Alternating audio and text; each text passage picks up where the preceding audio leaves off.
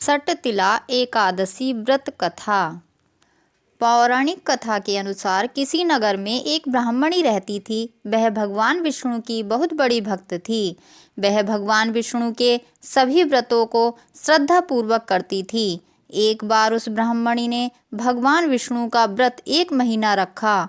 1 महीना व्रत रखने की वजह से उसका शरीर बेहद कमजोर हो गया, लेकिन ऐसा करने से उसका तन शुद्ध हो गया। ब्रह्माणी के शुद्ध तन को देखकर भगवान विष्णु ने सोचा कि क्यों ना मैं इसका मन भी शुद्ध कर दूं। ऐसा सोचकर भगवान विष्णु भिखारी के वेश में ब्रह्माणी के पास गए और उससे भिक्षा मांगी। ब्रह्माणी ने भिक्षा में उन्हें एक मिट्टी का ढेला दे दिया। भगवान उसे लेकर वैकुंठ लोक में लौट आए। कुछ समय बाद ब्रह्माणी भी मृत्यु के बाद शरीर त्याग कर वैकुंठ लोक में आ गई। मिट्टी का दान करने के कारण वैकुंठ लोक में महल मिला, लेकिन उसके घर में अन्न आदि कुछ नहीं था।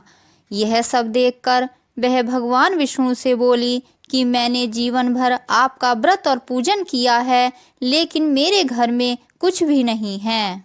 उसकी यह बात सुनकर भगवान विष्णु ने कहा कि तुमने अपने जीवन में कभी भी अन्न धन आदि का दान नहीं किया, इसी कारण से तुम्हें स्वर्गलोक में खाली महल मिला है। यह सुनकर ब्रह्माणी ने भगवान विष्णु से इस समस्या के समाधान के बारे में पूछा।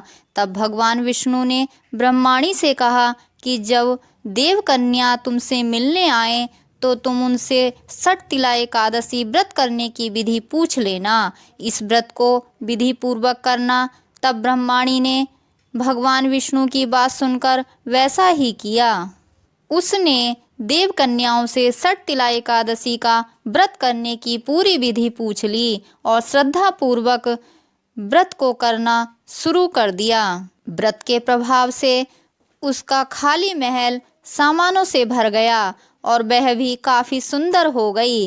शास्त्र के अनुसार सटतिला एकादशी के दिन तिल का दान करने से सौभाग्य की प्राप्ति होती है और दरिद्रता हमेशा के लिए दूर हो जाती है। इति श्री सटतिला एकादशी व्रत कथा।